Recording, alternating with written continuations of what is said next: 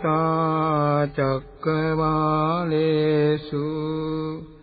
අත්‍රා ගච්ඡන්තු දේවතා සද්ධම්මං මුනි රාජත්ස සුනන්තු සග්ග මොක්ඛදං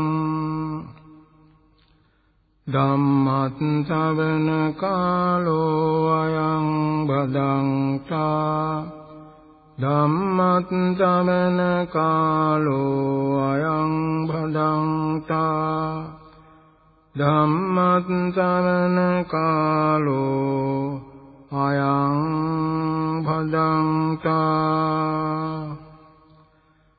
නමෝ තස්ස භගවතෝ අරහතෝ සම්මා සම්බුද්දස්ස නමෝ තස්ස භගවතෝ අරහතෝ සම්මා සම්බුද්දස්ස නමෝ තස්ස භගවතෝ අරහතෝ සම්මා සම්බුද්දස්ස අතකෝ භගවා පංච වග්ගයේ බික්ඛු ආමන්තේසි රූපං බික්ඛවේ අනත්තා රූපං ච ඉදං බික්ඛවේ අත්තං අබවින්ත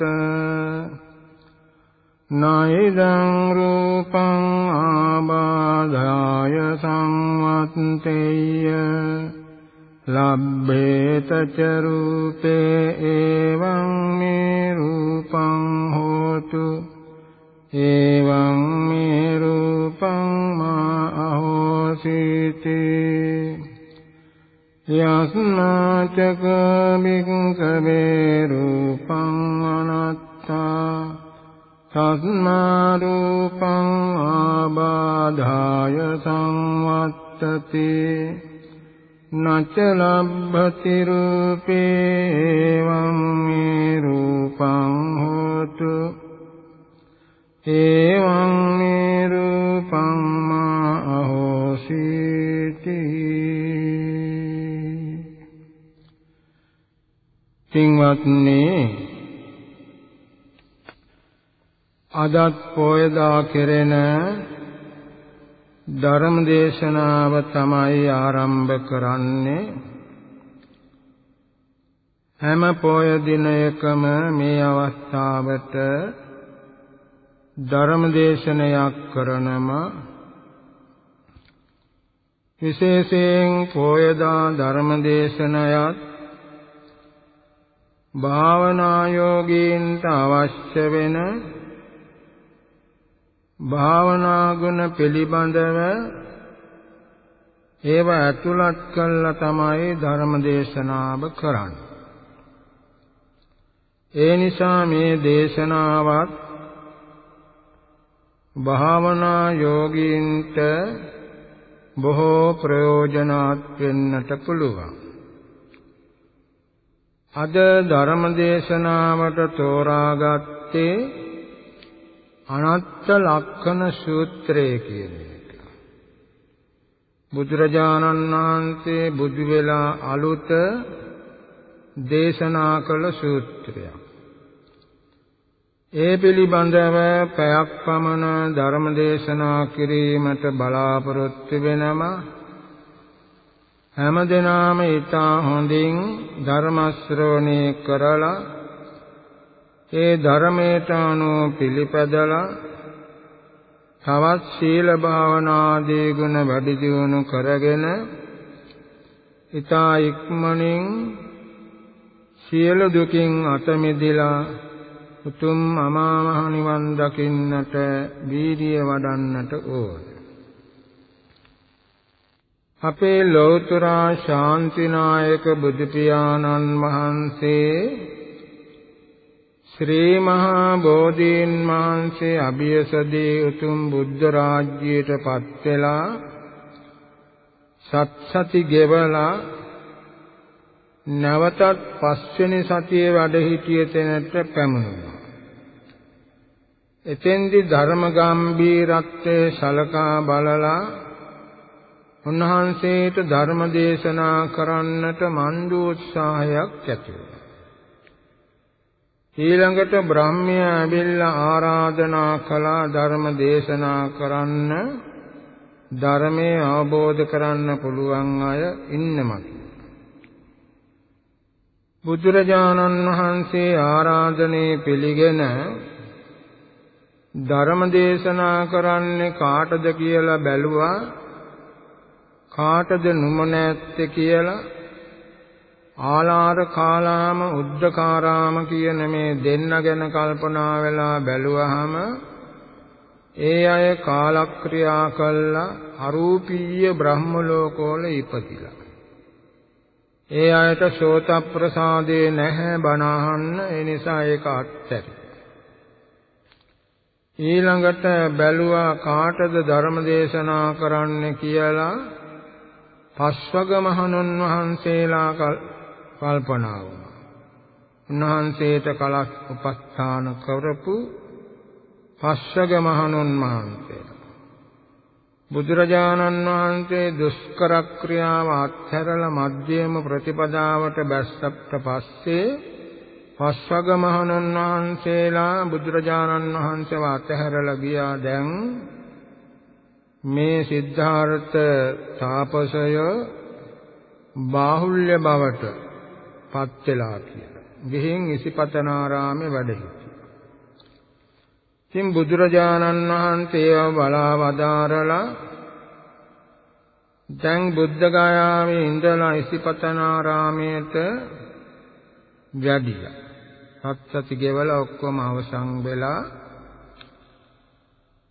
අතරමඟදී උපක ආජීවකයක් හමු වෙලා ඔහු ගැන සාකච්ඡා කරලා ඉසිපතනාරාමයට වැඩියහම පස්වග මහණුන් වහන්සේලා බුදුරජාණන් වහන්සේ බුදු වෙලා කියලා පිළිගත්තේ නැහැ.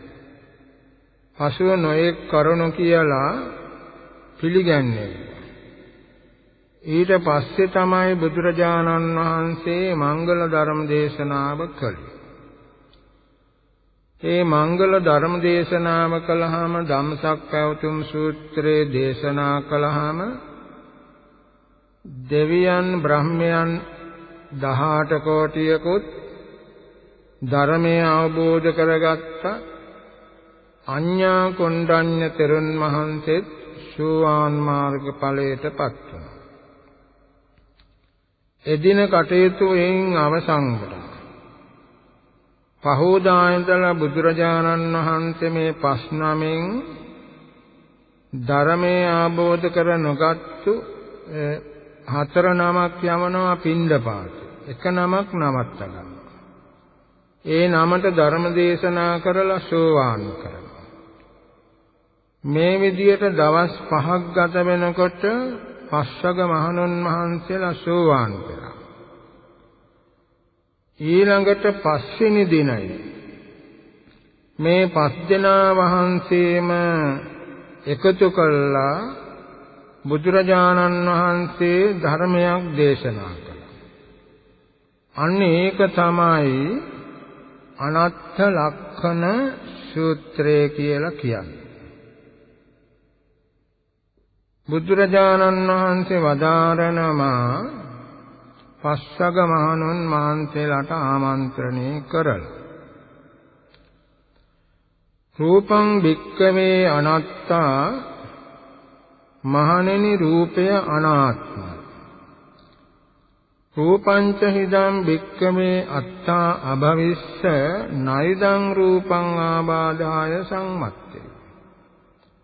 මහණෙනි යම් කිසි විදියකින් මේ රූපය ආත්මයක් නම් ආබාධය ලෙඩ දුක් පිණිස හේතු වන්නේ නැහැ.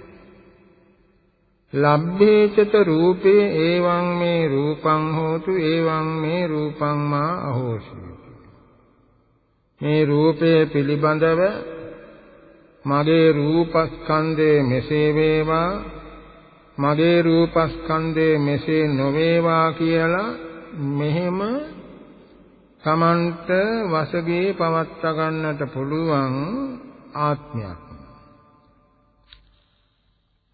යස්මාචකෝ භික්ඛවේ රූපං අනාත්තා මහණෙනි යම් හේකින් මේ රූපය අනාත්මද තස්මා රූපං ආබාධාය සංවත්ත ඒ නිසා මේ රූපය ආබාධයේ පිණිස හේතු වේ නච ලබ්බති රූපේ එවං මේ රූපං හෝතු එවං මේ රූපං මා අහෝසීති මගේ රූපය මෙසේ වේවා මෙසේ නොවේවා කියලා මෙහෙ දෙයක් ලබන්නටත් බෑ මොකද රූපය අනාත්මයි මේ රූපය පිළිබඳව පමණයි මෙතෙන්දී බුදුරජාණන් වහන්සේ වදාළේ මුල් වරට ඊළඟට වේදනා භික්ඛවේ අනාත්තා සංඥා භික්ඛවේ අනාත්තා සංඛාරා භික්ඛවේ අනාත්තා විඥානං භික්ඛවේ අනාත්තා කියලා වේදනා සංඥා සංස්කාර විඥාන පිළිබඳවත් මේ අනාත්ම දේශනාව කළා. එතකොට රූප වේදනා සංඥා සංස්කාර විඥාන පිළිබඳවමයි මේ දේශනාව කළේ. මේ රූපය ගැන මෙහෙමයි වේදනාව ගැන මෙහෙමයි කියලා මේවා එකින් එක විස්තර කරන්නට අවශ්‍ය වෙන්නේ නැහැ. මක්නිසාද බුදුරජාණන් වහන්සේ මෙතෙන්දී පංච උපාදානස්කන්ධය පිළිබඳවමයි දේශනා කළේ. වේදනා භික්ඛවේ අනාත්තා සංඥා භික්ඛවේ අනාත්තා සංඛාරා භික්ඛවේ අනාත්තා විඥානං භික්ඛවේ අනාත්තා විදිහට. ඒ නිසා අපි මේ පහම එකට එකතු කරගෙන සමස්තයක් වශයෙන් අරගෙන පංච උපාදානස්කන්ධය කියලා තේරුම් ගන්න. ඒක වරදක් වෙන්නේ නැහැ. මේ විශාල දේශනා කොටසක් අපි කෙටි කරගන්න එක තමයි මෙතනින් සිදු වෙන්නේ. එහෙම නැති වුණොත් මේ ධර්ම දේශනාව පැය ගණනාවක් දේශනා කරන්නට සිදු වෙනවා. එතකොට බුදුරජාණන් වහන්සේ වදාරනවා රූපම් භික්ඛවේ අනාත්තා මහණෙනි මේ පංච උපාදානස්කන්ධය අනාත්මයි. ඒ ගැන පසුව විස්තර කරනම රූපංච හිදං භික්ඛවේ අත්ථා අභවිස්ස මහණෙනි මේ පංච උපාදානස්කන්ධය ආත්මයක් වුණා. එහෙම වුණා. නයිදං රූපං ආබාධාය සංවත්තේ මේ පංච උපාදානස්කන්ධය ආබාධයේ පිණිස ලෙඩ දුක් පිණිස හේතු වෙන්නේ නැහැ ආත්මයක් වුණා. ලබ්බේතත රූපේ එවං මේ රූපං හෝතු එවං මේ රූපං මා අහෝසි මේ පංච උපාදානස්කන්ධය පිළිබඳව මගේ පංච උපාදානස්කන්ධේ මෙසේ වේවා පංච උපාදානස්කන්ධේ මෙසේ නොවේවා කියලා මෙහෙම ලබන්න පුළුවන්කමකුත් නැහැ. ඒ මක්නිසාද අනාත්මයි. යස්මාචකෝ භික්ඛවේ රූපං අනාත්මයි. මහණෙනි යම් හේයකින් මේ පංච උපාදානස්කන්ධය අනාත්මද තස්මා රූපං ආබාධාය සංවත්ත ඒ නිසා මේ පංච උපාදානස්කන්ධය ආබාධයේ ලෙඩ දුක් පිණිස හේතු වෙනවා නච ලබ්බති රූපේ එවං මේ රූපං හෝතු එවං මේ රූපං මා අහෝසි පංච උපාදානස්කන්ධය පිළිබඳව මගේ පංච උපාදානස්කන්ධේ මෙසේ වේවා මගේ පංච උපාදානස්කන්ධේ මෙසේ නොවේවා කියලා මෙහෙම ලබන්නටත් බෑ. මේ විදියට කෙටියෙන් මුලින්ම දේශනා කළා බුදුරජාණන් වහන්සේ. ඊළඟට අපි මුලින්ම තේරුම් කර ගන්නට ඕන මේ අනාත්තා කියපු වචනෙන් අදහස් කරන්නේ මොකක්ද කියලා. සතර ආකාරයකින් අනාත්මයි. කොහොමද? අවසවත්තනට්ඨේන අනත්ත. මේ පංච උපාදානස්කන්ධය අපට වශයෙන් පවත්වා ගන්නට බෑ. ඒ නිසා අපි කොහොමවත් කැමති නෑ ලෙඩට දුකටපත් වෙනවා. වයසට යනමට, කරදර වෙනමට, මැරෙනමට අපි කවුරුවත්ම කැමති නෑ. ඒ කැමති නැති වුණාට ඇයි ලෙඩ දුක් පැමිණෙන්නේ? ජරාමටපත් වෙන්නේ, මරණයටපත් වෙන්නේ. තමන්ටේවා පරිපාලනය කරගන්නට බෑ. තමන්ටේගේ වශයෙන් පවත්වා ගන්නට බෑ. ඒ නිසා මේ පංච උපාදානස්කන්ධය තමන්ගේ වශයෙන් පවත්වා ගන්නට බැරි නිසා අනාත්මයි. ඔය එක තේරුම. කොහොමදවත් තමන්ගේ වශයෙන් පවත්වා ගන්නට බෑ මේ පංච උපාදානස්කන්ධය. දෙවෙනි තේරුම තමයි අසාමිකට්ඨේන අනත්ත.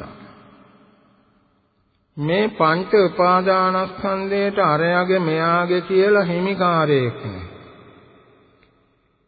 දැන් හිමිකම් කියනවා මගේ අම්මා, මගේ තාත්තා, මගේ පුතා, මගේ දුව කියලා හිමිකම් කියනවා. එහෙම හිමිකම් කියනම නම් දරුවන්ට පුළුවන් වෙන්න ඕන මේ හිමිකම තියෙනවා නම් තමන්ගේ අම්මා තාත්තා ලෙඩට දුකටපත් වෙනකොට නවත්ත ගන්න. හිමිකමක් නැහැ. තමන්ගේ අම්මා තාත්තා මැරෙනකොට ඒකට යන්න නොදී නවත්ත ගන්න පුළුවන් වෙන්න ඕන හිමිකමක් තියෙනවා. එහෙම නැත්නම් අම්මලා තාත්තලාට තම දරුවන් සමහර විට බාල කාලේ මැරෙනවා, තරුණ කාලේ මැරෙනවා. එහෙම වෙන්න නොදී නවත්ත ගන්න පුළුවන් වෙන මේ හිමිකමක් කියනවා. මේකට හිමිකාරයෙක්, අයිතිකාරයෙක් නැහැ. වැරදි සංකල්පනාවෙන් තමයි මේ හිමිකම් තියාගෙන ඉන්නේ මගේ කියලා. ඒ නිසා අසාමිකට්ඨේන අනත්තා. හිමිකාරයෙක් නැති නිසා අනාත්මයි. තුන්වෙනි අර්ථය ශුන්‍යතට්ඨේන අනත්ත. ශූන්‍ය බැවින් අනත්ත. මෙතන ශූන්‍ය කියන්නේ වෙන තේරුමකින් නිවාසී කාරක වේදක අදිඨායක විරහේන ශුන්‍යත. මේ පංච උපාදානස්කන්ධයේ ඇතුලේ වාසය කරන්නේක් නැහැ. එදා බුද්ධ කාලේ නොයෙක් දෘෂ්ටිගත අය හිටියා මේ ජීවිතයේ ඇතුලේ මේ වගේ පුංචි ජීවිතයක් තියෙනවා. එයා තමයි මේ කටයුතු කරන්නේ, කතා කරන්නේ, අත්පාසල වීම ආදී මේ කටයුතු කරන්නේ. එහෙම මේ පංච උපාදානස්කන්ධයේ ඇතුලේ වාසය කරන්නේක් නැහැ. නිවාසී කියන්නේ ඒක. කාරක කියන්නේ මේ අත්පා ආදී ඔසවන යන ක්‍රියා කරවන කාරකේ කර්තෘ කෙනෙක් මේ පංච උපාදානස්කන්ධයේ ඇතුළේ නැහැ. ඊළඟට වේදක විඳින්නේ. දැන් දුක් විඳිනවා කියනවා, සැප විඳිනවා කියනවා.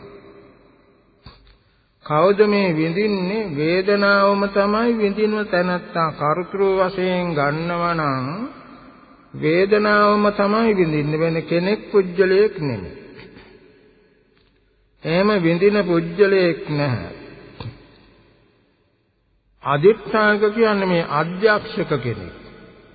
දැන් ආයතනයක අධ්‍යක්ෂයකට පුළුවන් ඒ ආයතනයේ කටයුතු කරන්න, සේවකයෙක්ගෙන් වැඩ ගන්න, ඕන දෙයක් කරවන්න. එහෙම මේ පංච උපාදානස්කන්ධයේ මේ අධ්‍යක්ෂකයෙක් නැහැ. මෙන්න මේ කාරණා නිසා ශුන්‍යතට්ඨේන අනත්ත. ශූන්‍යයි, ඒ වගේ කවුරුවත් නැහැ කියන එකයි.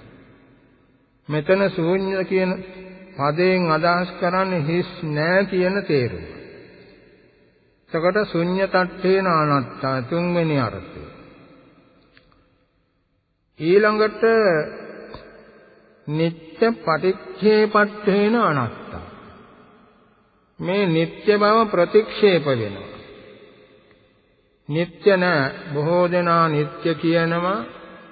නමුත් නිත්‍ය කියන එකට විරුද්ධ නිසා නිත්‍ය පටිච්චේපට්ඨේන අනාත්තා. නිත්‍ය කියන එකට ප්‍රතිපක්ෂ බැවින් විරුද්ධ බැවින් අනාත්ම. මේ විදිහට මේ අනාත්ම කියන්නේ මොකද කියලා කාරණා හතරකින් කියා දුන්නා. තමන්ට වසඟේ පවත්වා ගැනීමට බැරි නිසා අනාත්ම. මේ පංච උපාදානස්කන්ධයට හිමිකාරයෙක් නැති නිසා අනාත්ම. මේ පංච උපාදානස්කන්ධය ඇතුලේ වාසය කරන්නේ අත්පාදී ක්‍රියා කරවන්නේ වේදනාදී විඳින්නේ අධ්‍යක්ෂකවරයෙක් එහෙම කවුරුවත් නැති නිසා අනාත්මයි. ඊළඟට මේ නිත්‍ය කියන එකට ප්‍රතිපක්ෂ බැවින් විරුද්ධ බැවින් අනාත්මයි. මේ සතර ආකාරයකින් අනාත්මයි. මේක තමයි බුදුරජාණන් වහන්සේ වදාළේ පංච උපාදානස්කන්ධය අනාත්මයි කියලා. මේ ආත්මය කියන වචනය නොයෙක් තේරුම් නැති එකක්. බුදුරජාණන් වහන්සේ මේ පාළි අර්ථ ශබ්දය යොදාගත්තේ සම්මුති වශයෙන් සාමාන්‍ය එහෙම නැත්නම් කුසල කුසල ධර්මයන්ය කියන තේරුම පිට තමයි. එහෙම නැතුව මේ පංච උපාදානස්කන්ධය ඇතුලේ ආත්මයක් තියෙනවා කියන අර්ථයට අනුව බුදුරජාණන් වහන්සේ මේ අර්ථ ශබ්දය යොදාගත්තේ. ඒකෙන් අදහස් කරන්නේ බුදුරජාණන් වහන්සේ වදාරන සම්මුති වශයෙන් සමාන. එහෙම නැත්නම් ලෞකික ලෝකෝත්තර කුසල ධර්මය වටත් අර්ථ කියනවා. අන්නේ විදිහට. මේ අර්ථ කියන එක වෙනම එකක්. ඊළඟට තමන්ට මේවා වසගේ පවත්වා ගන්නට පුළුවන් ස්වාමිත්වයක් කියනම නම් ඒක අනාත්ම වෙන්න බෑ. දැන් අපි බලමු රජ කෙනෙක් පිළිබඳව. මේ රජුරවන්ට තම රටේ ඕන දෙයක් කරන්න පුළුවන්. වැරදිකරුවන් සිරගෙවල් වලට දමන්නට පුළුවන්. ඔවුන්ට දඬුවම් දෙන්න පුළුවන්. කිසකසා දමන්නට පුළුවන්. තමන්ට යමක් අවශ්‍ය නම් ඒවා රාජසන්තක කරගන්නට පුළුවන්. ඒ ඕන දෙයක් කළා. රජුරෝයේ අධිපතිය ආධිපත්‍ය. ඒ වගේ මේ පංච උපාදානස්කන්ධේ ආධිපත්‍යයක් නැහැ. ආධිපත්‍යයක් තියෙනම නම් මාව ලෙඩට දුකට යන්න එපා, මැරෙන්න එපා, ජරාවට යන්න එපා කියලා නවත්ත ගන්න පුළුවන්. අන්න එහෙම නැති නිසා තමයි මේ අනාත්ම කියලා බුදුරජාණන් වහන්සේ දේශනා කළේ. ඒ ගැන ඉදිරියේදී තවදුරටත් විස්තර කරන්නට බලාපොරොත්තු වෙනම මෙතෙන්දී තව කාරණයක් කියලා දෙන්නට ඕනේ. බුදුරජාණන් වහන්සේ හැම තැනම දේශනා කරපු එකක් තියෙනවා මේ සත්කාය දෘෂ්ටිය කියලා. සත්කාය දෘෂ්ටිය කියන්නේ ආත්ම දෘෂ්ටිය කියන එක තමයි. මේ වචනවල වෙනස විතරයි තියෙන්නේ. ඒ සත්කාය දෘෂ්ටියට පැමිණෙන හැටි බුදුරජාණන් වහන්සේ බොහෝ තැන්වල මේ 10000 තැන්වල මේ කාරණාම දේශනා කළා කියනවා. අසන්නන්ට වුණත් මම දැන් මේ කාරණා හතරක් කියා දෙනවා. ඒක මතකයේ තබා ගත්තාම කොහේ තිබුණත් ඒ දේශනාව මේකෙන් අදහස් කරන්නේ මේකයි කියලා තේරුම් ගන්නට පුළුවන්. පළවෙනි එක තමයි රූපං අත්තතෝ සමනුපස්ස. රූපය ආත්මය වශයෙන් දකින. අස්කන්නාසාදී ඉන්ද්‍රියං කසිනාරමුණු ආදී දේවල් මේවා රූප හැටියට සලකන. රූපය ආත්මයේ වශයෙන් දකින්න. රූපයයි ආත්මයයි දෙකම එකක් කියලා දකින්න. එදා බුද්ධ කාලේ මේ වගේ අය හරියට හිටියා මේ රූපය ආත්මයයි කියලා දකින්න. හරියට පහන් දැල්ලත් පහන් දැල්නේ වර්ණයත් මේක මේ වගේම එකක් කොට සලකනවා. එකට ගන්න. මේ පහන් දැල්ල එකක්, පහන් දැල්ලේ ආලෝකයේ වෙන එකක්. නමුත් මේ රූපං අත්තතෝ සමනිපස්සති කියන මේ කාණ්ඩ ශාස්ත්‍රවරු පහනේ දැල්ලත් වර්ණයත් දෙකම එක ධර්මයක් එකක් හැටියට අරගන්න. රූපං අත්තතෝ සමනුපස්සති. ඔය විදියට රූපය ආත්මයේ වශයෙන් දකින්න. ඔය එක ආකාරයක් තමයි. ඊළඟට රූපවන්තං වා අත්තානං සමනුපස්සති. ඒ දෙවෙනි තැනත්තා වේදනා සංඥා සංස්කාර විඥාන කියන මේ හතර ආත්මයේ හැටියට ගන්න. ඒ කියන්නේ අරූපීය ආත්මය. මේ ක්‍රමයට ගන්න අය අරූපීය ආත්මය. වේදනා සංඥා සංස්කාර විඥාන කියන මේ ස්කන්ධ හතර අරූපීය ආත්මයක් වශයෙන් අරගන්න. මේ අරූපීය ආත්මය තමයි මේ වේදනා සංඥා සංස්කාර විඥාන කියන මේ අරූපීය ධර්මයන් හතර තමයි ආත්මය කියන්නේ. කොහොමද ගසේ තියෙනවා සෙවණැල්ල. ගසේ සෙවණැල්ල තියෙනවා. එතකොට ගස ඇසුරු කරගෙන සෙවණැල්ල එනවා. ඒ වගේ මේ කියන අයගේ ක්‍රමේ හැටියට වේදනා සංඥා සංස්කාර විඥාන කියන මේ හතර ගස වාගේ. ගසේ සෙවණැල්ල වාගේ මේ අරූපීය ධර්මයන්ගේ ආත්මයක් කියලා කියනවා කියලා ගන්න.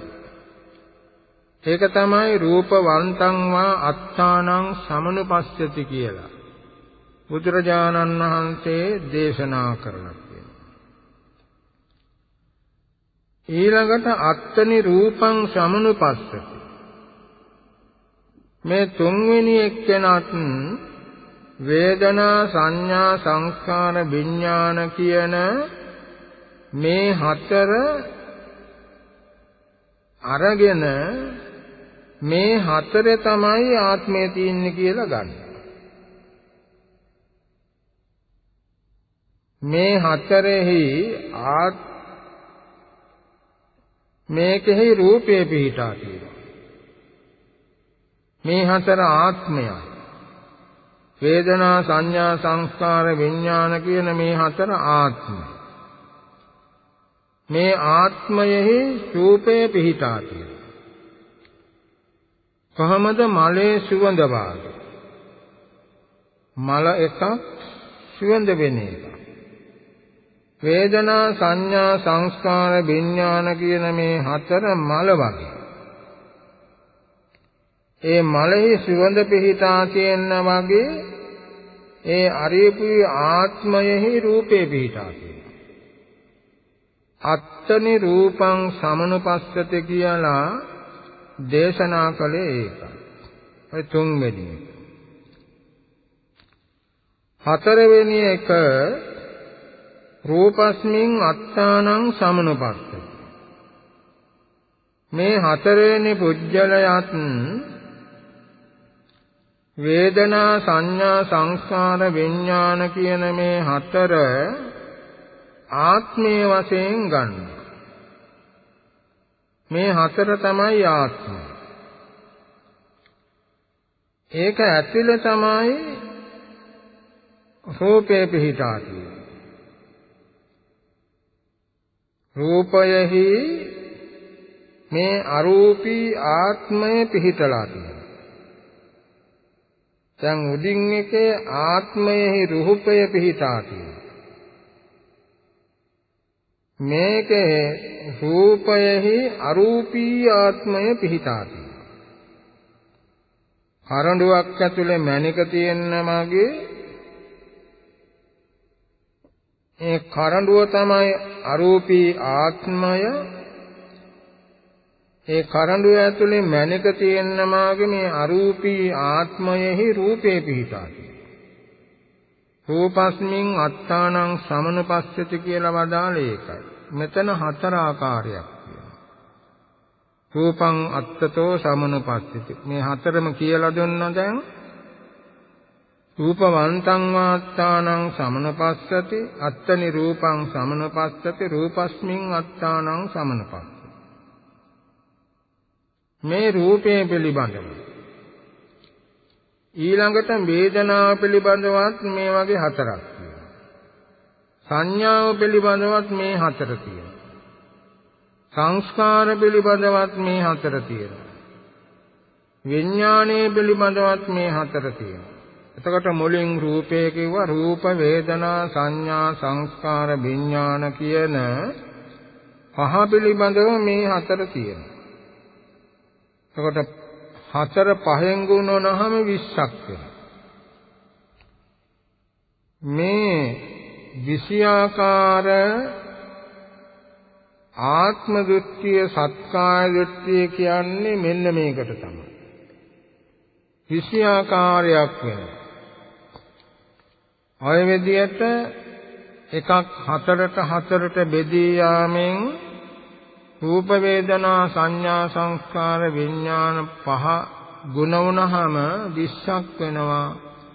20 ආකාර සත්කාය දෘෂ්ටිය 20 ආකාර ආත්ම දෘෂ්ටිය කියලා කියන්නේ මෙන්න මේ 20 තමයි. එතකොට බුදුරජාණන් වහන්සේ වදාලා රූපම් භික්ඛවේ අනාත්තා කියලා මේ ආත්මයක් නැහැ කියලා. පංච උපාදානස්කන්ධයේ ආත්මයක් නෙමෙයි. ආත්මයක් නම් ලෙඩ දුක් හැදෙන්න, ජරාවටපත් වෙන්න, මරණයටපත් වෙන්න බෑ. ඒ අනාත්ම වන්නේ කොහොමද කියලා දැන් හතර ආකාරයක් කියලා දුන්නා.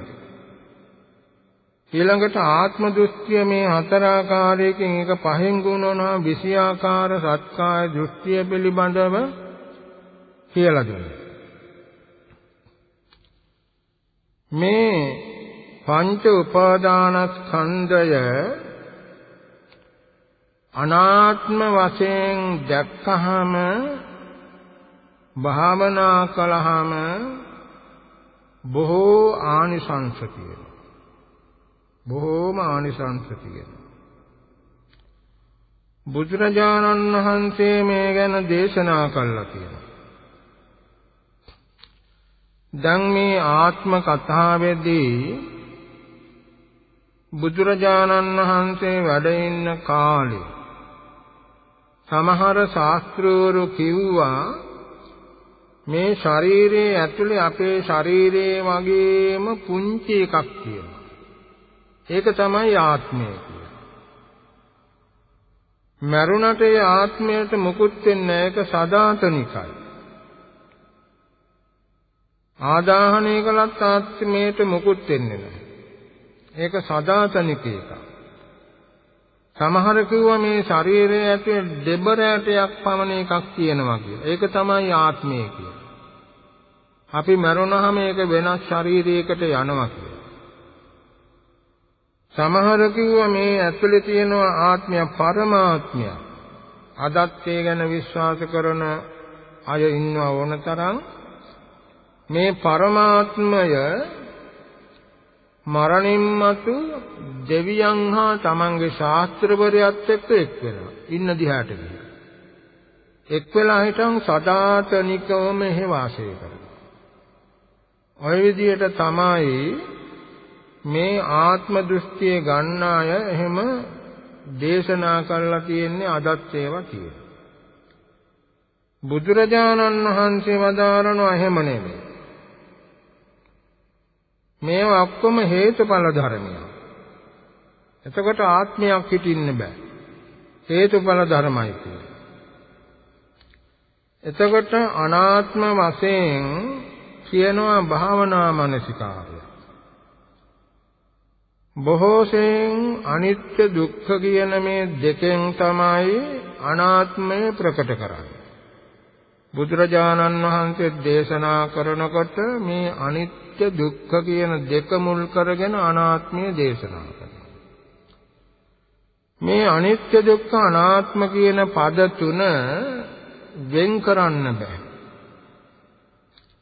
දැන් බුදුරජාණන් වහන්සේට අගෞරව කරනවා නම් එයා ධර්මයට සංඝයාටත් අගෞරව කළා.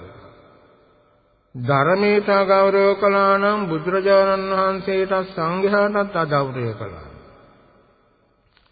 සංඝයාට අගෞරව කළා නම් බුදුරජාණන් වහන්සේට ධර්මයටත් අගෞරව කළා. මේ තුන ඒකාබද්ධයි. ඒ වගේම තමයි මේ අනිත්‍ය දුක්ඛ අනාත්ම කියන තුන. යමක් අනිත්‍ය නම් දුක්ඛනේ වෙනත් එකක් නෙමෙයි ඒකමයි. දැන් පංච උපාදානස්කන්ධය අනිත්‍යයි. ඒ දුක උනේ මොකද්ද?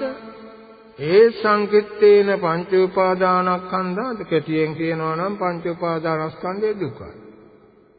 ඒක අනිත්‍ය උනේ පංච උපාදානස්කන්ධය දුක්ඛනේ පංච උපාදානස්කන්ධය. ඊළඟට අනාත්ම උනේත් ඒකයි. යදනිච්ඡං තං දුක්ඛං යමක් අනිත්‍ය නම් ඒකම තමයි දුක්ඛ. යං දුක්ඛං තදනත්ත යමක් දුක නම් ඒකම තමයි අනාත්ම.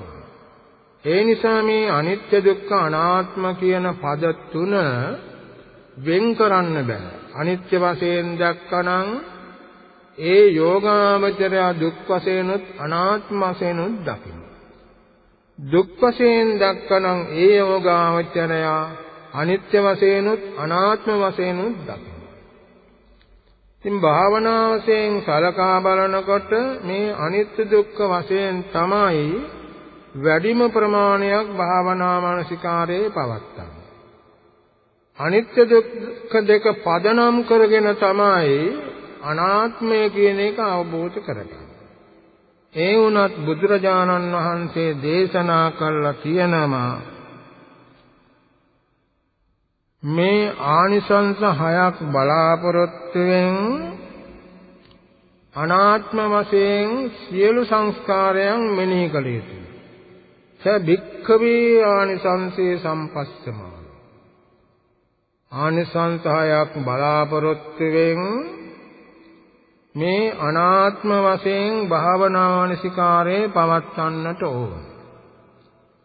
අනාත්ම වශයෙන් මේ පංච උපාදානස්කන්ධය දකිනකොට ඒ යෝගාවචරයාට ආනිසංස 6ක් ලැබෙනවා. අපි සලකා බලමු ඒවා මොනවද කියලා. සබ්බ ලෝකේත මේ අසම්මයෝ භවිස්සා. සියලු ලෝකයේ මේ ලෝක කියනකොට මේ තැන්වල අදහස් කරන්නේ පංච උපාදානස්කන්ධයේ ලෝකය. අතම්මය කියන්නේ සම්මය කියන්නේ තණ්හාමාන දෘෂ්ටි. තණ්හාමාන දෘෂ්ටි වලට නමක් තියෙනවා සම්මය කියලා. අතම්මය කියන්නේ තණ්හාමාන දෘෂ්ටි නැහැ කියන එකයි. සබ්බ ලෝකයේ කියන්නේ තමන්ගේ පංච උපාදානස්කන්ධයේ අනුන්ගේ පංච උපාදානස්කන්ධ පිළිබඳවයි. අතම්මයෝ භවිස්සාමි. තණ්හා මාන දෘෂ්ටි වශයෙන් නොගන්නෙමි කියලා මෙන්න මේ ආනිසංසේ බලාපොරොත්තුෙන් අනාත්ම වශයෙන් භාවනා මානසිකාරයේ පවත්වන්නට ඕන කියලා බුදුරජාණන් වහන්සේ වදා. ඉතුරු නැතු තේරම අනාත්මයි කියලා භාවනා මානසිකාරයේ පවත්වන්නට ඕන. ඔය පළවෙනි ආනිසංසය. දෙවෙනි එක තමයි අහංකාරාචමේ උපරුද්ධිස්සන්ති. මේ අහංකාර යන හැඟීම මගේ නැති වෙලා යනවා. අහංකාර කියන්නේ වෙනත් දෙයක් නෙමේ මම කියන හැඟීම. ඔය සාමාන්‍ය ජනයා අතර ටිකක් උඩඟු අයට කියනවා අහංකාර කියලා. ඒකත් මේකට බොහෝ සෙයින් ගැලපෙන්න පුළුවන්. නමුත් මෙතන අහංකාර කියන්නේ මම යන හැඟීම. පංච උපාදානස්කන්ධේ මමයි කියලා අරගන්න. අන්න එතන තියෙන්නේ අහංකාරය. එතකොට මේ අනාත්ම වශයෙන් භාවනා මානසිකාරේ පැවැත්වුවහම අහංකාරාතමේ උපරුජ්ජිස්සන්ත. මේ අහංකාරය කියන එක මම කියන හැඟීම මගේ සේරම නැති වෙලා යනවා. ඒක නැතිවීම බලාපොරොත්තුෙන් අනාත්ම වශයෙන් භාවනා කරන්නට ඕන. ඔය දෙවෙනි ආනිසංසය. තුන්වෙනි එක මමංකාරාචමේ උපරුජ්ජිස්සන්ති. මමංකාර කියන්නේ එතන මගේ යන හැඟීම.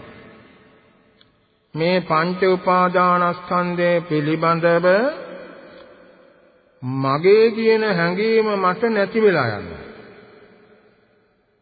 මේ විදිහට අනාත්ම වශයෙන් භාවනා මානසිකාරයේ පැවැත්වීමෙන් මේ මගේ කියන හැඟීම නැති වෙලා යනවා.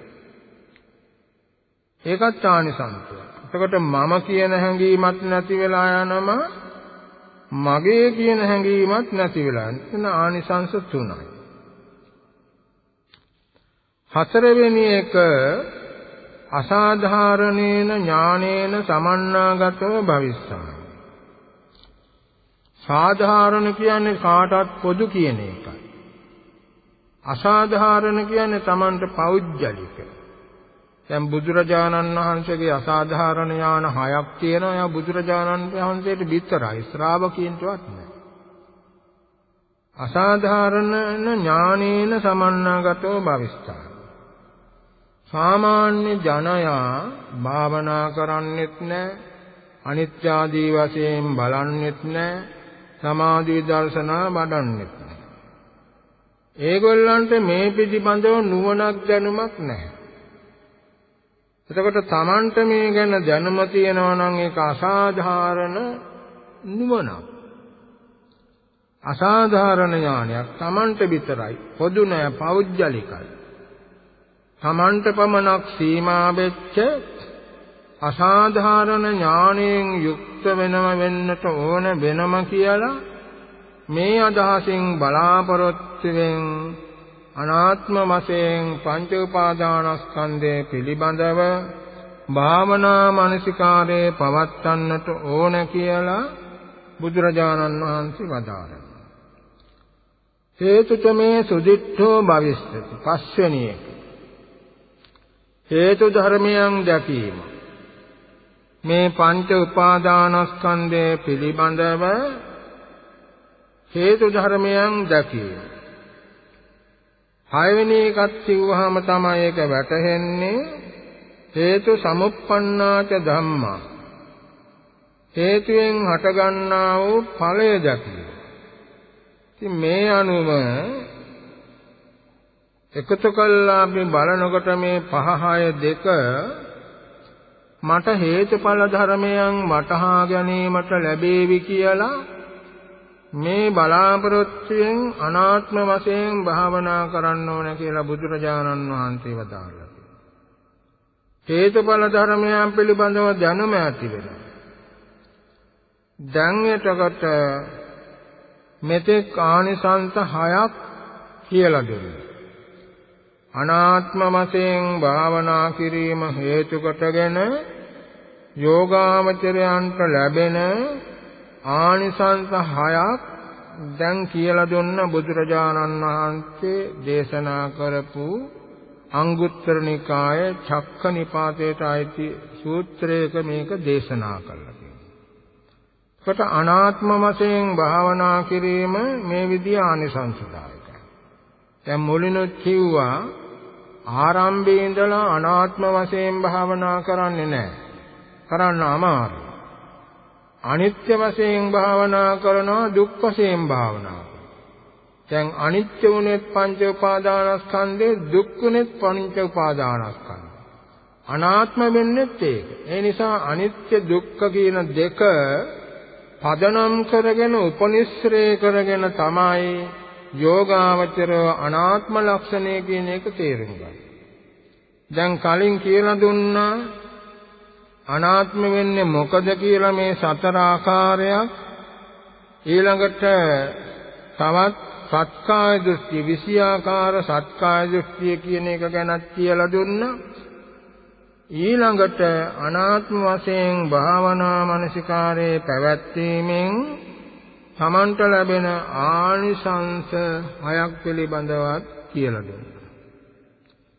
ඊළඟට බුදුරජාණන් වහන්සේ මේ පස්වග මහණන් වහන්සේලාට මෙහෙම දේශනා කරනවා. සංකින් මඤ්ඤත භික්ඛවේ රූපං නිච්ඡං මා අනිච්ඡං වාති. මහණෙනි තොපගේ අදහස මොකද්ද? මේ රූපය නිට්ටයද අනිත්‍යද? බුදුරජාණන් වහන්සේ මෙතෙන්දී වේදනා සංඥා සංස්කාර විඥාන පිළිබඳවම මේ ප්‍රශ්නේ ඇහුවා. ඒ නිසා අපි එතෙන්දී කෙටි කරලා පංච උපාදානස්කන්ධය කියලා ගන්නවා. රූප වේදනා සංඥා සංස්කාර විඥාන.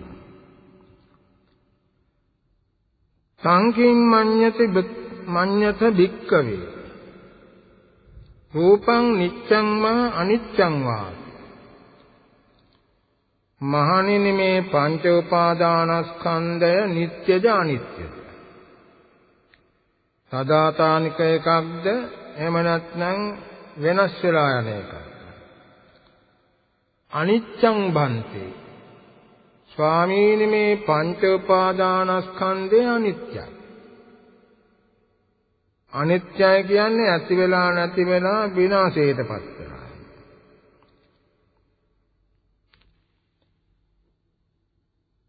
ඇති වෙලා නැති වෙලා විනාශ වෙනවා. දැන් සම්මුති වශයෙන් බලුවාම පංච උපාදානස්කන්ධය තමයි ජීවිතය කියන්නේ. උපදිනවා මැරෙනවා. උපදිනවා ටිකක් කල් ඉන්නවා මැරෙනවා. අනිත්‍යයි. ඊළඟට මේ දැන් මේ පංච උපාදානස්කන්ධේ කොටස් මේක භාවනා යෝගීන්ට හොඳට වැටහෙනවා. භාවනා කරන අරමුණු හිත වේදනාදී ධර්ම මේ දැන් බලායින් දෙද්දී ඇති වෙනව නැති වෙනව විනාශයටපත් වෙනවා. අනිත්‍යයි කියන්නේ ඒකයි. ඇති වෙනව නැති වෙනව විනාශයටපත් වෙනවා. කාමකාලික වහවහ වෙනස් වෙනවා. ඒකයි අනිත්‍යයි කියන්නේ. ඉතින් පස්වග මහණන් වහන්සේලා පිළිතුරු දෙනවා අනිච්ඡං බන්තේ. ස්වාමීනි මේ පංච උපාදානස්කන්ධය අනිත්‍යයි. යම්පනානිච්ඡං දුක්ඛං වා සුඛං වාති. මහණෙනි යමක් අනිත්‍ය නම් ඒක සැපක්ද දුකක්ද? සැපද දුකද? නිතරම ඇති වෙනවා නම් වෙනස් වෙනවා නම් කැඩිලා බිඳලා වෙනස් වෙලා යනවා නම් මහණෙනි මේක දුකක්ද සැපක්ද? දුක්ඛං බන්ති. ස්වාමීනි දුකයි.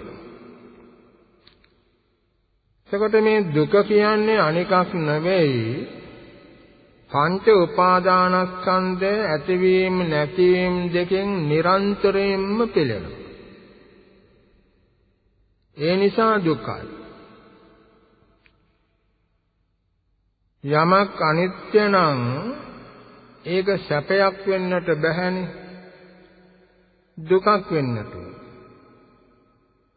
ඒ නිසා බුදුරජාණන් වහන්සේ අද අහනවා මහණෙනි යමක් අනිත්‍ය නම් ඒක සැපද දුකද? ස්වාමීනි දුකයි. දුක්ඛං බන්ති. ස්වාමීනි දුකයි. යම්පනානිච්ඡං දුක්ඛං විපරිණාම ධම්මා. යමක් අනිත්‍ය නම් දුක නම් විපරිණාම ධම්ම වෙනස් වීම ස්වභාවයෙන් යුක්ත නම් අනිත්‍යයි කියන්නේ ඇති වෙනව නැති වෙනම ඒ ඇතිවීම නැතිවීම දෙකෙන් පෙළෙන නිසා දුකයි. විපරිණාම ධම්මං කියන්නේ වහවහ තිබුණ ආකාරයකින් වෙනස් ආකාරයකටපත් වෙනවා. සම්මුති වශයෙන් බැලුවහම ළමයෙක් තරුණයෙක් වෙනවා, තරුණයෙක් මධ්‍යස්ථ කෙනෙක් වෙනවා, මධ්‍යස්ථ කෙනා තලතුණා කෙනෙක් වෙනවා, වයසට ගිය කෙනා මේ වෙනස් වීම. ඒකට තමයි විපරිණාම ධම්මය කියන්නේ. පරමාර්ථ වශයෙන් බැලුවා මේ දැන් වේදනාදී ධර්ම හිත වෙනස් වෙනවා. වෙනස් ආකාර වලටපත් වෙනවා. ඒක තමයි විපරිණාම ධර්මය කියන්නේ. මහණෙනි යමක් අනිත්‍ය නම් දුක නම් වෙනස් වෙන වෙනස් ආකාරයටපත් වෙන ස්වභාවයෙන් යුක්ත නම් කල්ලන්නුතං සම්නුපස්සිතුං ඒතං මම ඒසෝ හමස්මි ඒසෝ මේ අත්තාති. එහෙමනම් මේ පංච උපාදානස්කන්ධය මගේය, මේ පංච උපාදානස්කන්ධය මම වෙමි, මේ පංච උපාදානස්කන්ධය මගේ ආත්මයයි කියලා මෙහෙම දකින්න සුදුසුද? එහෙම දකින්න බලන්න සුදුසුද? නොහි තම්බන්ති. ස්වාමීනි ඒක සුදුසු නැහැ. කොට මෙතන කියවුනෙත් ඔය බොහෝ තැන්වල බුදුරජාණන් වහන්සේ පද තුන දේශනා කළා කියලා. ඒතං මම ඒසෝ හමස්මි ඒසෝ මේ අත්තා. මේ පංච උපාදානස්කන්ධය මම වෙමි. මේ පංච උපාදානස්කන්ධය මගේ.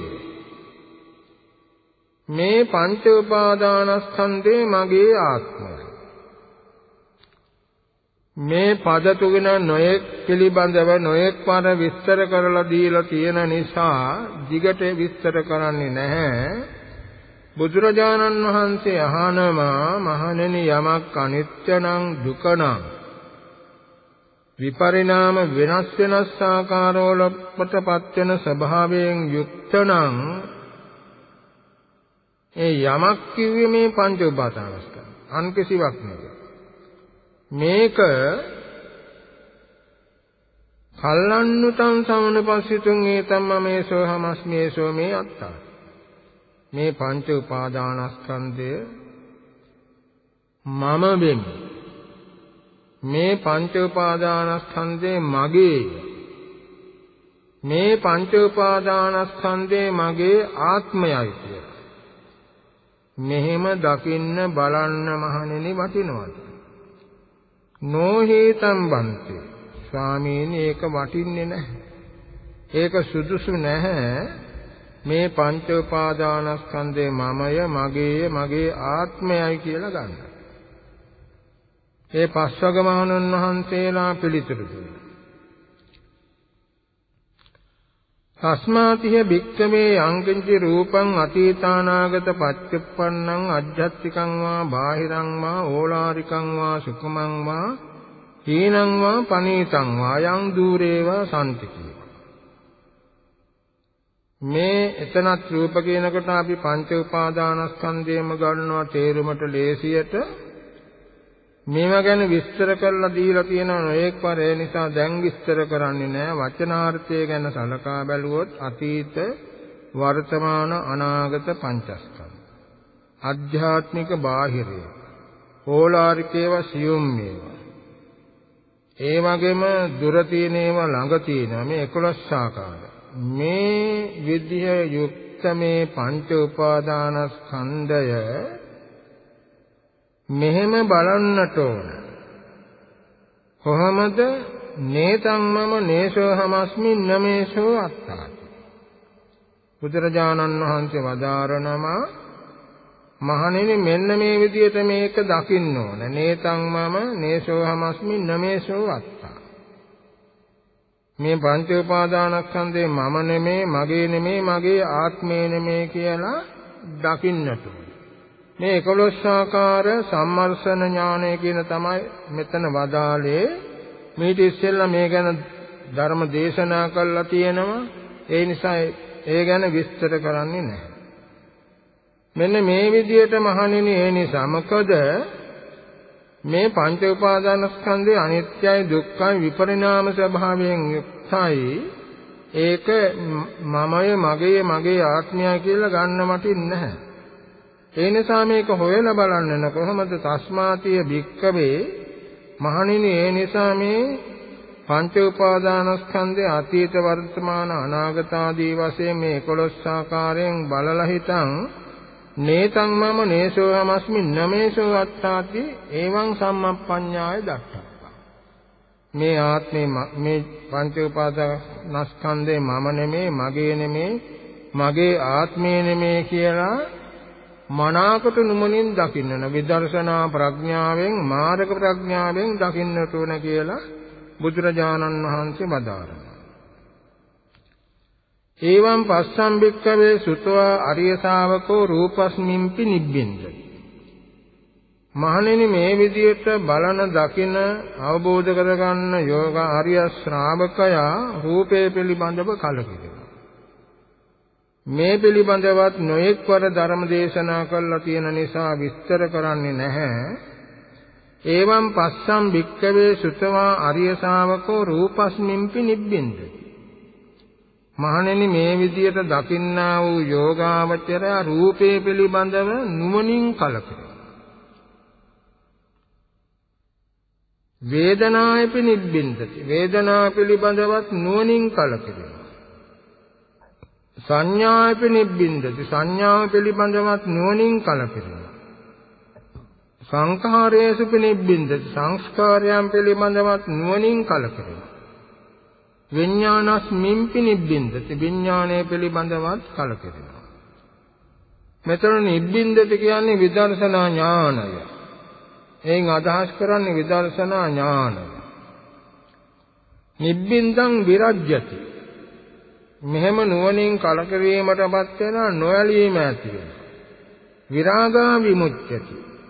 නොයලීමට අවශ්‍යලායට මිදෙනවා. විරාග විමුක්ති කියන මේ පද දෙකෙන් අදහස් කරන්නේ මාර්ග ඥානයයි ඵල ඥානයයි.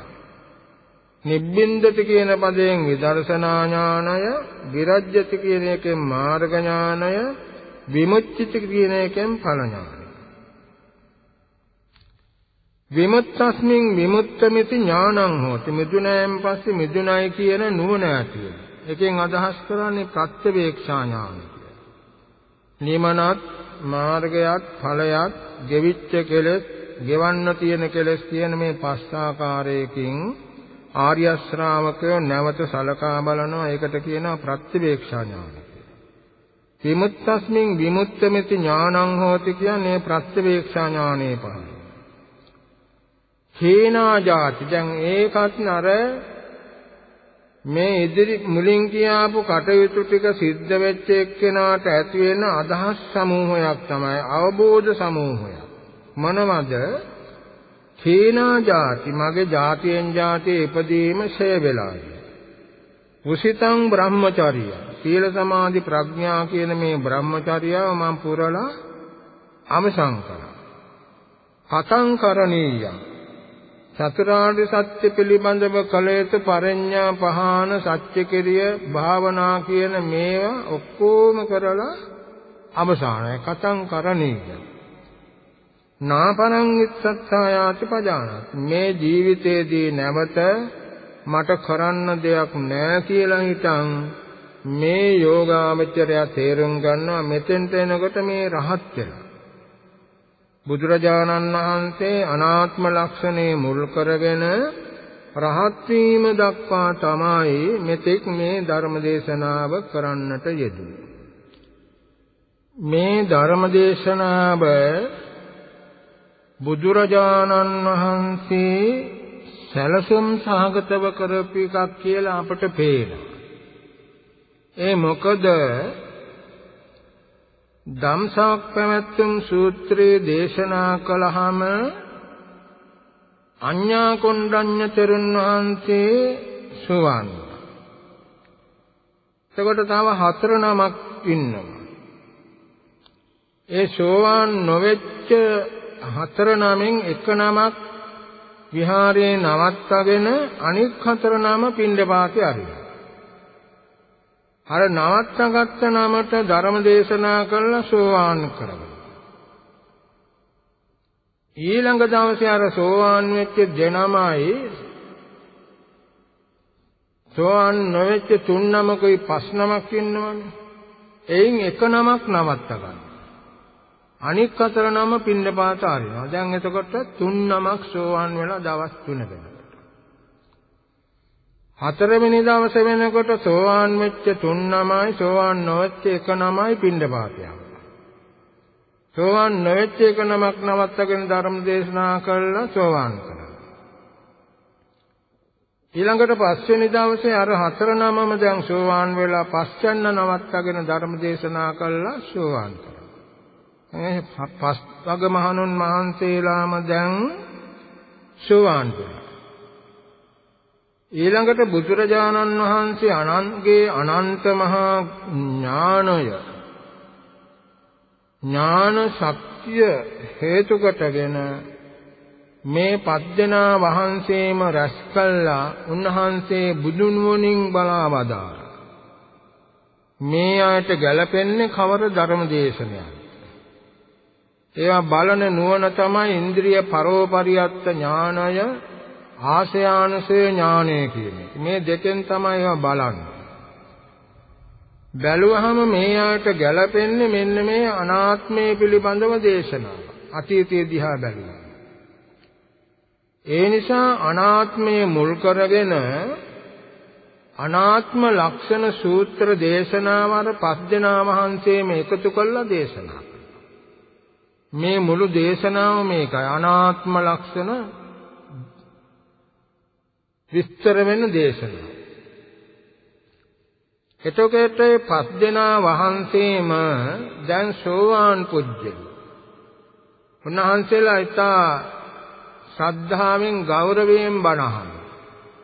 සෝවාන් වුණාට පස්සේ බුදුරජාණන් වහන්සේට මහ පුදුම ගෞරවයක්. එහෙම බණ අහනවා. බණ අහනකොට තමයි බණ අහද්දිම මේ ධර්මයට අනුව අවධානය යොමු වෙනවා. ඒ අනුව යොමු වෙලා සමාධි විදර්ශනා වැඩෙනවා. බණ අහද්දිම. එහෙම වැඩිලා තමයි සකෘදාගාමී පාටපත් වුණේ 5 දෙනා වහන්සේ. එක පාරටම රහත් වෙනව නෙමෙයි සකෘදාගාමී වෙලාවන ඊළඟට යන්නේ. ඊළඟට තවදුරටත් මේ ධර්මය අහගෙන ඉන්නකොට ඒ ධර්මයට අනුව සිත යොමු කළා සමාධි විදර්ශනා වැඩිලා අනාගාමී බවට පත් වෙනවා. දැන් 5 දෙනා වහන්සේම අනාගාමී බවට පත් වෙනවා. ඊළඟට දැන් බුදුරජාණන් වහන්සේ දේශනා කරන්නේ අනාගාමී බවට පත් වෙච්ච ශ්‍රාවකයන් වහන්සේලා 5 නමකටයි මේ ධර්මය. තවදුරටත් මේ ධර්මයට අනුව සිත යොමු කළා හන්දීගෙන ඉන්නකොට සමාධි විදර්ශනා වැඩිලා උන්වහන්සේලා 5 දෙනා වහන්සේම උතුම් වූ රහත් භාවයට පත් වුණා. සෝවාන් වීමෙන් සත්කාදිස්ති විචිකිච්ඡා සීලබ්බත පරාමාස කියන මේ සංයෝජන 3ක් ප්‍රහාණය කළා. සකෘදාගාමි වීමෙන් කාමරාග ව්‍යාපාද කියන මේ දෙක තුනී කළා. අනාගාමී වීමෙන් කාමරාග ව්‍යාපාද කියන මේ සංයෝජන දෙක ප්‍රහාණය කළා. රහත් වීමෙන් රූප රාග අරූප රාග මාන උද්ධච්ච අවිජ්ජා මේ සංයෝජන 5ක් ප්‍රහාණය. එතකොට උන්වහන්සේලා 5 දෙනා වහන්සේම බුදුරජාණන් වහන්සේ මේ අනාත්ම ලක්ෂණ දේශනාව කරලා අවසන් වෙනවා සමගම සියලුම කෙලෙස් ප්‍රහාණය කරලා හිටන් උතුම් වූ රහත් භාවයට පත් වෙනවා. මෙන්න මේ බුදුරජාණන් වහන්සේගේ බලාපොරොත්තුව සඵල වුණා. මෙන්න මේ බලාපොරොත්තුවෙන් එන්න ඕන බුදුරජාණන් වහන්සේ මේ අනාත්ම ලක්ෂණ සූත්‍රය ඒ පස්වග මහණන් වහන්සේලාට දේශනා කළා. ඉතින් මේ අවස්ථාවේ මේ පින්වතුන්ට මේ ගැන සරල වශයෙන් කරුණු කියා දුන්නා. බුදුරජාණන් වහන්සේ වදාරනවා මහණෙනි මේ පංච උපාදානස්කන්ධය අනාත්මයි. ඉතින් ඒක අනාත්ම නොවේ නම් ලෙඩට දුකට පත් වෙන්නට බෑ. යම් හේකින් මේ පංච උපාදානස්කන්ධය අනාත්මද ඒ නිසා මේ පංච උපාදානස්කන්ධය ලෙඩට දුකට අරවට මේවට ආබාධ වලට පත් වෙනවා. මගේ පංච උපාදානස්කන්ධේ මෙසේ මේවා මෙසේ නොවේවා කියලා එහෙම ලබන්නටත් පුළුවන් කමක් නැහැ කියලා මුලින්ම දේශනා. ඊළඟට අනාත්මය කියන්නේ මොකක්ද කියලා අවසමත්තනත්තේන අනාත්තා, ශුන්‍යතත්තේන අනාත්තා, අසාමිකත්තේන අනාත්තා, නිච්ච පටිච්චේපත්තේන අනාත්තා කියලා සතර ආකාරයක් කියනවා. ඊළඟට බොහෝ තැන්වල දේශනා කරලා තියෙන රූපං අත්තනෝ සමනුපස්සති, රූපවන්තං වාත්තානං සමනුපස්සති, අත්තනි රූපං සමනුපස්සති, රූපස්මින් අත්තානං සමනුපස්සති කියලා මේ 20 ආකාර සත්‍යාදෘෂ්ටිය පිළිබඳවත් කියලා තියෙනවා. ඊළඟට අනාත්ම වශයෙන් භාවනා මනසිකාරයේ පැවැත්වීමෙන් ලැබෙන ආනිසංස 6ක් පිළිබඳව කියලා දෙනවා. මේ පංච උපාදානස්කන්ධයේ ලෝකයේ පිළිබඳව තණ්හා මාන දෘෂ්ටි සේරම නැති වෙනවා. සම්මය කියන මමය මගේ කියන ඒවා ඔක්කොම නැති වෙලා යනවා. අනික් කාට නැති අසාධාරණ නුවණකින් යුක්ත වෙනවා. හේතුඵල ධර්මයන් පිළිබඳව අවබෝධය ඇති වෙනවා කියලා එහෙම ආනිසංස 6ක් දේශනා කළා. ඊළඟට බුදුරජාණන් වහන්සේ මේ රූප වේදනා සංඥා සංස්කාර විඥාන කියන පංච උපාදානස්කන්ධය පිළිබඳවම ප්‍රශ්න ඇහුවා මහණෙනි මේක නිට්ටයද අනිත්‍යද? අනිත්‍යයි කියලා පිළිතුරු දුන්නා. යමක් අනිත්‍ය නම් දුකද සැපද? දුකයි කියලා පිළිතුරු දුන්නා. යමක් අනිත්‍ය නම් දුක නම් වෙනස් වෙන විපරිණාම ධර්මයෙන් යුක්ත නම් ඒක මමය මගේ මේ සත්‍යයයි පුජ්‍යලයයි කියලා ගන්න හොඳද? සුදුසු නෑ ස්වාමී. ඒ නිසා මහණෙනි මේ අතීත අනාගත ආදී වශයෙන් මේ 11 ආකාරයකින් පංච උපාදානස්කන්ධේ සම්මර්ෂණය කරන හැටි වදාලා එහෙම කළා හිතන් නේතම් මම නේසෝ හමස්මි නමේසෝ වට්ටා කියලා තේරුම් ගන්නවා. එවං පස්සම් භික්ඛවේ සුතවාරිය ශාවකෝ රූපස්මින්පි නිබ්බින්දති කියලා මේ පංච උපාදානස්කන්ධය පිළිබඳව කලකිරෙනවා. කලකිරලා හිතන් ඊළඟට විරජ්‍යති නොඇලීම ඇති වෙනවා. විරාගා විමුච්ඡති විඳීම ඇති වෙනවා. විමුක්තස්මින් විමුක්තමිත ඥානං හෝති මිදුණයි කියන නුවණ ඇති වෙනවා. ඊළඟට කීනා ජාති වසිතම් බ්‍රහ්මචරියං කියන මගේ ජාති ඔක්කොම ෂේ වුණා. බඹසරවසල අවසන් වුණා. කතං කරණීයං කළ යුතු දේ ඔක්කොම අවසන් කළා. නැවත මොකුත් කරන්න දෙයක් නැහැ කියන මේ தത്വයටපත් වෙනවා කියලා බුදුරජාණන් වහන්සේ වදාළා. ඉතින් මේ ධර්මය අහගෙන හිටපු පස්වග මහණන් වහන්සේලා දේශනාව අවසානයේදී සියලු කෙලෙස් ප්‍රහාණය කළා හිටන් උතුම් රහත් භාවයටපත් වුණා. දැන් ඉතින් මේ ලෝකේ රහතුන් වහන්සේලා 6 නම. බුදුරජාණන් වහන්සේයි පස්වග මහණන් වහන්සේලායි මේ ලෝකේ මහ රහතුන් වහන්සේලා බුදුරජාණන් වහන්සේ සමඟ 6 නමක් බවට පත් වෙනා මේ ධර්ම දේශනාව අවසන් වුණා. දැන් ඉතින් අපට ධර්ම දේශනාවට ලැබිලා තිබෙන කාලය අවසానයි. අද මේ අනත්ත ලක්ෂණ සූත්‍රයේ පිළිබඳව ධර්මයේ දේශනා කළේ මේ මුළු ධර්ම දේශනාවෙම කියවුනේ භාවනා යෝගීන්ට අවශ්‍ය වෙන කරුණු. අනාත්ම ලක්ෂණේ මුල් වුණත් භාවනා යෝගීන්ට අවශ්‍ය වෙන කරුණු රාශියක් කියවනවා. ඒ නිසා හැමදෙනා මේ ගැන කල්පනාවට ගන්නට ඕන. කල්පනාවට ගැනීම පමණක් නෙමෙයි මේ ධර්මයට අනුව ප්‍රායෝගික වශයෙන් පිළිපදින්න ඕන. එහෙම පිළිපද්දාම අනිත්‍ය දුක්ඛ ආදී මේ ලක්ෂණ වැටහෙනකොට අනාත්ම ලක්ෂණයත් වටහා ගැනීමට පුළුවන්කම ඇති වෙනවා. ඒ නිසා මේ ධර්මයට අනුව හැමදෙනාම පිළිපදින්නට ඕන. දැන් පැයකටත් වැඩි කාලයක් ධර්ම ශ්‍රවණය කළා. ඒ ධර්ම ශ්‍රවණය කිරීමෙන් වටිනා කුසල රාශියක් සිද්ධ කරගත්තා. ගහම් හඬට කම් දීමෙන් සිත එකඟ වෙලා වටිනා කුසල් ඇති වෙනවා. මේවා තමන්ගේ බලාපොරොත්තු සඵල කර ගැනීමට උපකාරී වෙනවා. ඒ නිසා මේ කරගන්නා ලද උදාර කුසල බලයත් හේතුවෙන් අප හැමදෙනාටම ඊතා ඉක්මනින් උතුම් අමා මහ නිවන් දකින්නට හේතු වාසනා වේවා කියන ප්‍රතිම සබා ගන්න.